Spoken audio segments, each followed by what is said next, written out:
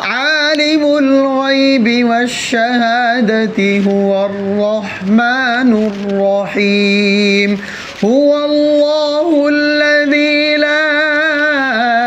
إله إلا هو الملك القدوس السلام المؤمن المهيمن العزيز الجبار المتكبر